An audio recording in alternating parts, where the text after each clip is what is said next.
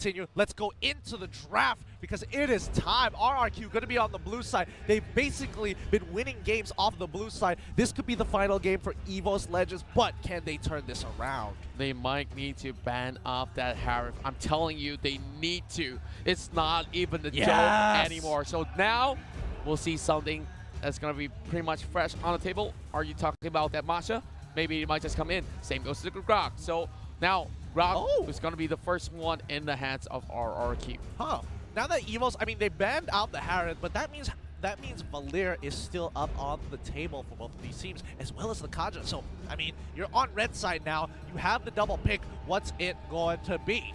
Well, I still like that Masha. They should take grasp of that. Not too sure about that sort of export, which also will be a fine option as well. Now, what we saw early on, Evos Legends, they had that Lolita to pick in early, and they also tried to negate that sort of a chunk pick, but RQ picked it anyways, and now Export as well as Kimmy, great sort of damage over time that we have for both of these picks. Personally, I feel like the Export is being flexed right now into the support position until RRQ reveal a little bit more of their composition here within the first phase of the picks. It's a little scary because now that Export is in that, you know, in that limbo, that quantum physics sort of, it's there, but it's also not sort of situation. It's going to be difficult because the next setup for Evos is looking to counterpick whatever RRQ has to offer. They're just going to hold it above their heads, and RRQ, they feel this. 8 seconds into this left. What are they going to pick? Well, RRQ is running out of time, and I talked about Masha, and I'm a big fan of this sort of pick, but how can Evos stop this Masha? Because they need something to actually hold them through, either whether if she joins in the fight or even if they hit into that split push, because this is going to be a huge problem for them in the long run. Yeah, I kind of feel like, you know, Evos is in this awkward position where they want to pick up the Lolita, but they kind of can't. And they also want the Chang'e, but they also kind of can't. So what can you lock in at this point, which is super safe? If you want the Gushing, sure, he might be able to perform, but Lilia with the black shoes, if they play their cards right, she won't die to the initial burst if they time it right. So they lock in the Chang'e, willing to let RRQ ban out, or maybe, well, they have to ban out the Lolita. They have to, or else Evos will be able to secure it, or I'm not too sure about this. Like, they still go in for the SELAMAT ban way early on, but they could have used it to actually prevent this from happening. But I think RRQ knows that they can actually deal with this draft. And heading into this, they still need their marksman in a sort of sense. So Akai will be banned away. Now, smart. I'm thinking about this. Like, this is definitely great because they know that Masha could only get clipped for the longest of time if it was to be a Hurricane Dance. Going in with the Petrify first and then towards the ultimate, then that will be a very long stun duration. Agreed. That could have been one of the options. Personally, right now, RRQ, they're just picking their poison. They know that Chang'e, for a fact, is going to be up on the table. Evos is not going to ban out the Lolita for the most part. They're going to get the Valir into the second rotation. I love that, but I kind of feel like they could have held it up. It's one of those things, it's a give and take, but they lock in the Lolita to take away the counter from Chang'e, and now RRQ needs to come up with an answer for this. They need something that's either playmaking, so Kaja feels right here. It feels kind of right, but what are you going to put into that off lane? And my guess, I don't know, it could be the Granger, it could be the carry that's looking pretty good here as well. I'll go for the Granger if I were them though. Like, so far, very high win ratios throughout the tournament for very good reasons. Very safe laning phase, very good sort of the growth rate in towards that late game as well. RRQ, 2 picks in hand. You talk about the Kaja. Yep, this feels right, but it seems like the mind's telling them no. Oh, looks like they're going to be locking in the Cho first. Oh, did they? Okay, they didn't miss out their picks. Woo! Thank God. Woo! They got the Granger as well as the Cho. All right, at least they have something playmakery, as I was saying. The Cho fits that build, that seems good. Now Evos want to round out their composition. They are still missing, assuming Xborg, well, I mean, Xborg is being flexed here. Let's see what Evos wants to do with their final pick. Do they want to go for the counter pick? Do they want to lock in the another tank for themselves and let Xborg do his own work? They need a playmaker. Now I'm looking at a really tame Tiger right now. They just need to have that extra bite in this sort of scenario where they need that high damage output at the same time, having enough mobility as well. You know what? Lock in that Kaja. Oh wow, Kaja straight away. Okay, caught me off there. I was about to say they might want to consider getting the Madang as well and kind of putting Xborg in that position. But I guess they want to put him in traditional roles to kind of keep Masha in her place for now. But now Kaja is in play. Level 4 is going to be extremely interesting because that Divine Judgment into Meteor Shower will ensure that someone is going to die. Well, I really would say Lolita will be preventing death as well. That was definitely going to be the most vital role in Evos Legends' lineup that we just saw. And wow, another match point for RRQ. Could this be it? Could this be that sort of game for them to win? In my mind, both of these compositions are not safe. They are highly dependent on execution, highly dependent on making sure their mechanics are in tip-top shape. They cannot make a mistake in any of their mechanical abilities because it's not something like, you know, it's not something simple like a Lunox, it's not something simple or brain dead like a Hylos where it's just a point and click, and as long as you're in good position, you don't have to worry too much. It's extremely scary because one kill could end the game. Yep, one shot and they might just lose it right there. Now, we're having so many of all these theory craft every single time we get into it, that draft. But looks to me, the last time that this sort of similar sort of fielding of heroes that has been played out by the current Evos Legends for this game itself didn't really seem to be having a strong footing, but I do hope that they can prove me wrong right here because everyone here hoping to see the first ever best of 7 games in a row for either side of these teams to come into effect. Yep, a great showcase of skill, a great showcase of power. Let's see whether Evos Legends can push it all the way to Game 7 as we load into the game quick. Here is the lineups. Rex, Regan, Keon, 3-2. They are definitely one of the hot favorites out there. Well, I'm not too sure how's the ratio like back at home in terms of fan base, but some of them told me that, you know, you cannot outfight all the number of fans of Evos Legends because you saw the stadium.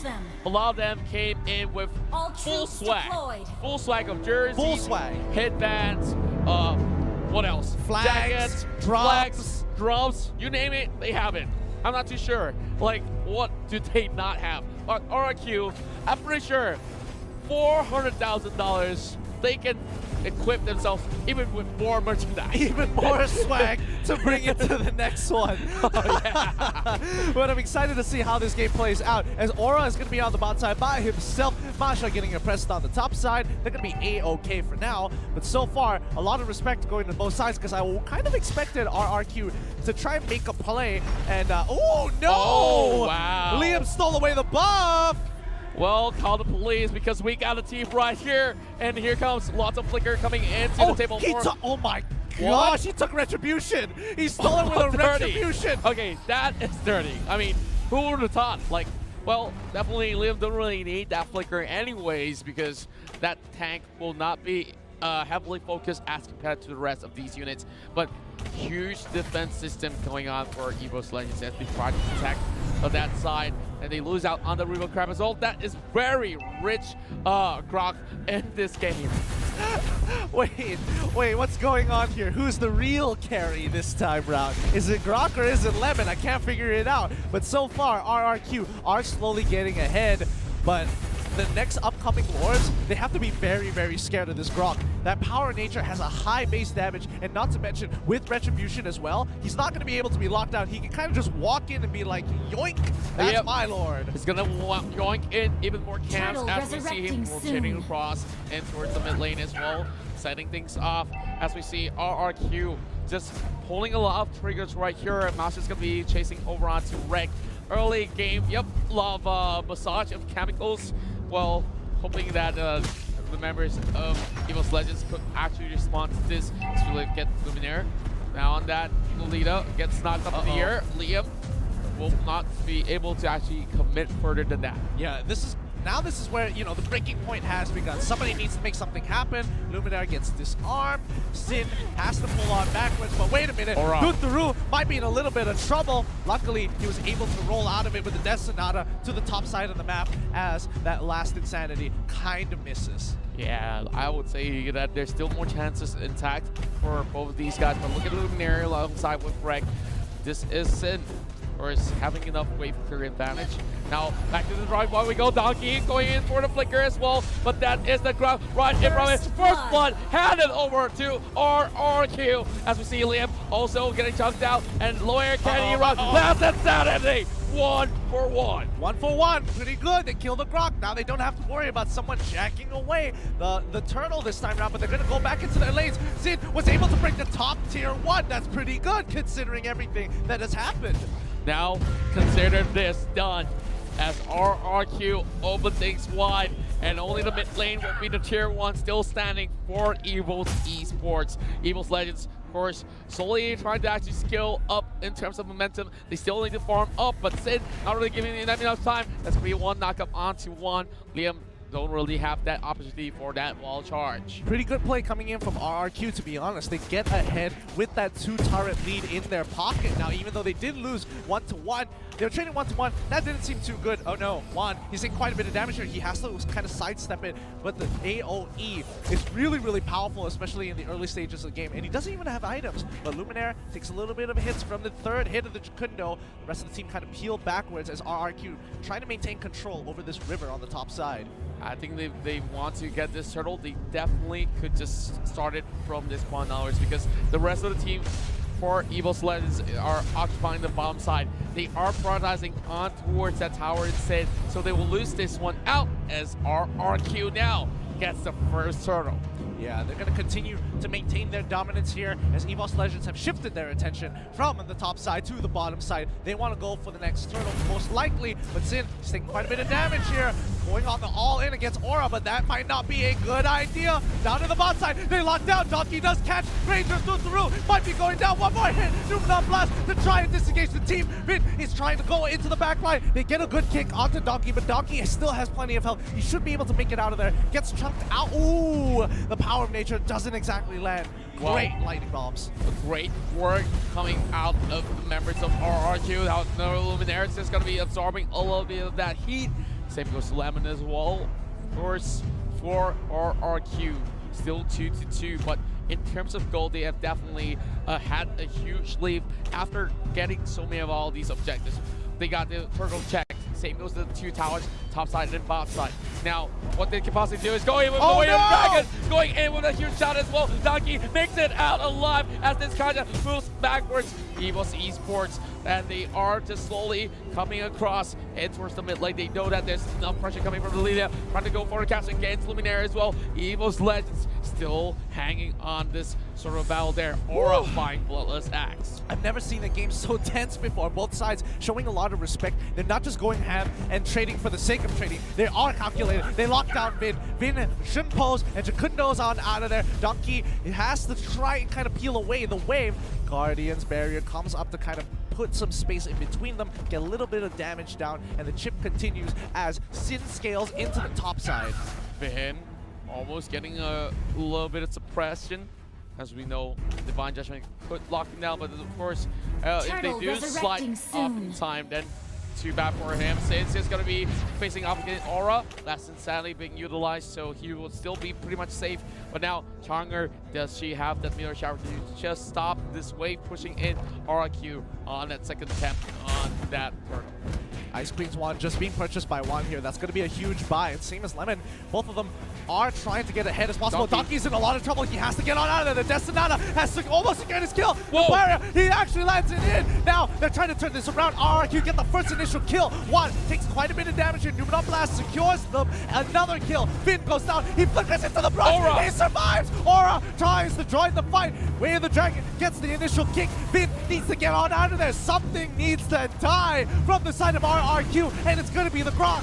And the Grog will fall out the last instead of being popped, but the mid lane has to crush out as well. Rex, Reg, and Kion has that win-win condition. No matter what, it's that sort of 50-50 that they take when they get that 51%. Yeah, this is just a solid game coming into this. Evos Legends, they're biding their time. They're trading 1 for 1. And now the score hasn't really changed too much. Turtle in control of Evos' territory, but this could be really risky.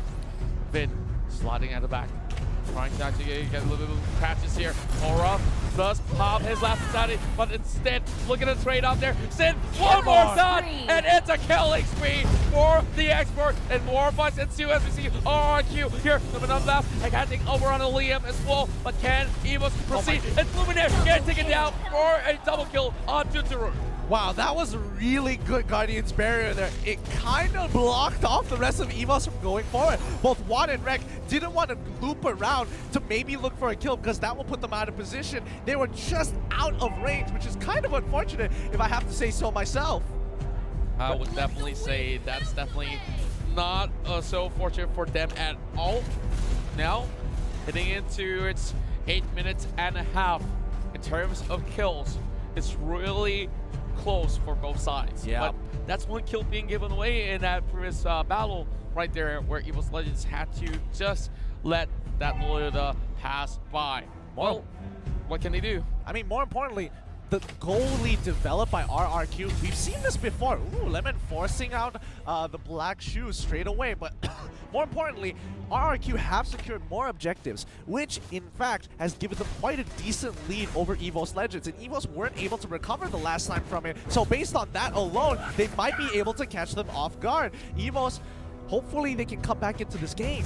Well, definitely going on a little bit of that relapse for a moment, and as for some of all these players here, we're looking at the Granger here with the endless battle, and they are just scaling off the charts.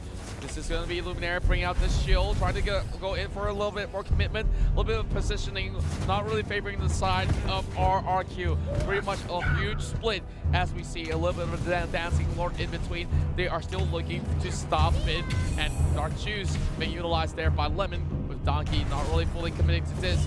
But here comes Aura there, trying to actually chunk down the health. Sin still have another bar to go, and here comes Donkey as well as Luminaire. Yeah, it doesn't look like they're committing to this. Liam doesn't have the power of nature. I'm not too sure why they didn't want to yank it back to get the free kill. Tuturu, that's a great. That's not a Donkey gets caught. Whoa! Thunder could not enough. Finn is taking so much damage here, but they're able to do it. Flicker into Numenon Blast. He makes it out with 1 HP, and now Evos have to pull back. They gave away the kill. They prioritize trying to get Tuturu a little too much. Donkey, the best tank we've ever seen, falling flat with Tuturu, just landing that critical shot, bringing down that Kanja, and my Rex Rico Keon at least gets one more. And we saw that the last was huge. What in the world was that damage output coming from that Death Sonata? That was scary. Oh, looks like Vin trying to make a play there. The arrival coming in early by the X-Borg. He has nothing to do top side, therefore he is going down to bot side to hopefully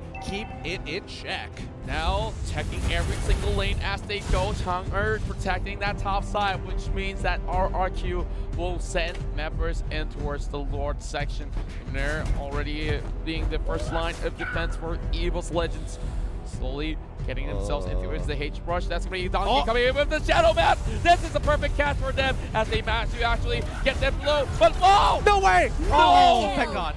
Oh my God. I never thought he would have made it out of there. Vin should have definitely died. I thought he got super lucky at the end there. He was playing that absolutely well, canceling into the Shunpo very, very quickly after the third hit of the Jakundo. But my God, Aura is in a lot of trouble. He's pulled back. He doesn't have the Firaga armor, and Juan can actually turn this around. He has the Meteor Shower, and there he is. He gets 2 kills up on the top side, but that's not going to be enough for RRQ to lose their lead because they are still 7K ahead. Well, at least they draw the line between the kills, and they needed a Chang'e to be right in front of Masha. So they found that answer to this solution. Well, I definitely contradicted myself for a moment, but here comes Luminaire, just getting that shield up. And Donkey! Shut down! The Respect! You can't walk up that far. Now Lemon's in trouble. He has to use the black shoes as well as the flicker to get on out of there. Luminaire very close to dying, forcing out the flicker as well. Bing got pretty close, but Donkey ain't gonna let him go. Wreck as well as one. A great Guardian's Bearer coming up. The chemical refinement coming in from Wreck, but it's just not enough distance for him to commit to that fight. Well, Evos Legends, I can see they are here to take this game. They are here to prove every one of these guys RRQ that they can beat them for the second time coming if they were to come back onto this upper bracket. Well, there's no more brackets. There's only the grand finals for them to fix their eyes on to claim their throne. Aura once more. Oh, Sin going in. He doesn't win this. He doesn't win this. He forces out the flicker for Sin. He has to turn off his passive or at least hit something for the There he But goes. Juan is there to cut him off. Another kill going on for Evos Legends. RRQ is starting to crumble.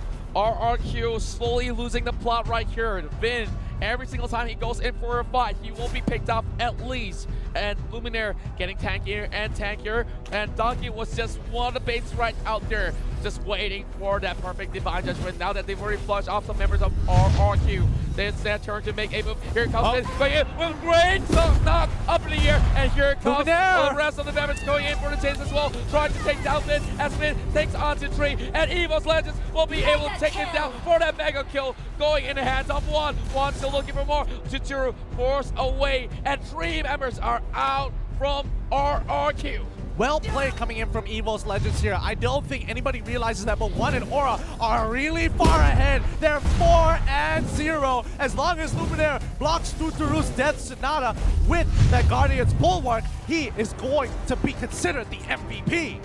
We're speaking of MVPs right now, and Evos Legends seem like they have found one in the forms of Aura as well as Juan. These tag team, they do not seem to be that sort of perfect combo if you think of it that way. Wait a minute. Formula.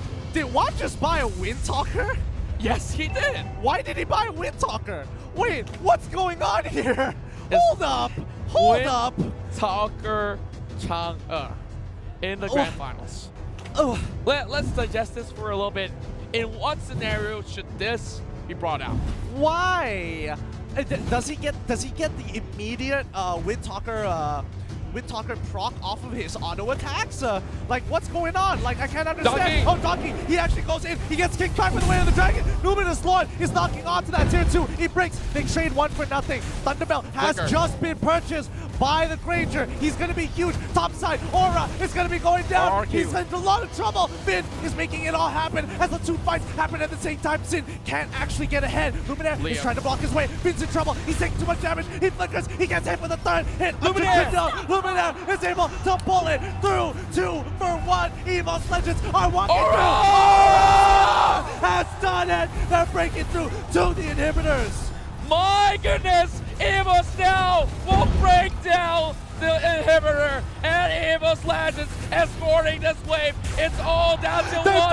There it goes! Chituru is down! Only down to Sin. They are trying to do it. This might just be Game 7 coming in the way. Evos Legends, they're bringing this game and one away to finish things up. We are going in Game 7. Evos Legends!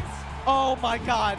No way! Evos Legends off of 1 mistake from RRQ. Take the bait, take the 6 hook line and sink. Evos Legends now bring it to Game 7. Everyone are off their chairs for now. Evos Legends. We saw that play.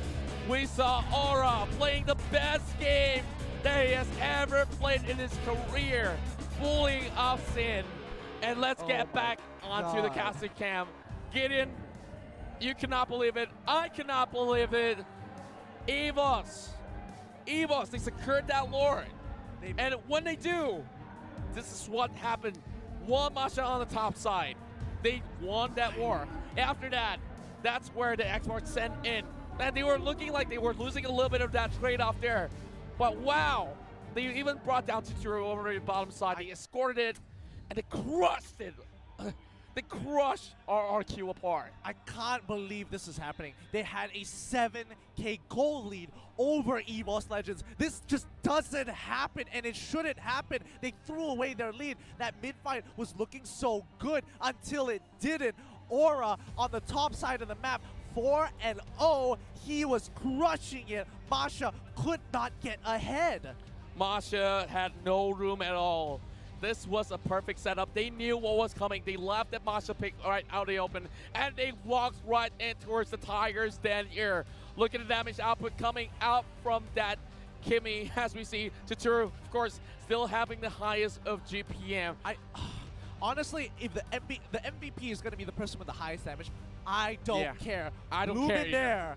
Holy crap, you deserve to be a champion. MVP, he has blocked so many Death Sonatas. He has disrupted so many Jacundos. I can't believe this guy is actually insane. I told you since the get-go, the most important thing of the draft, it's got to be that Lolita. And they picked it in the first go for a real good reason on that second pick itself.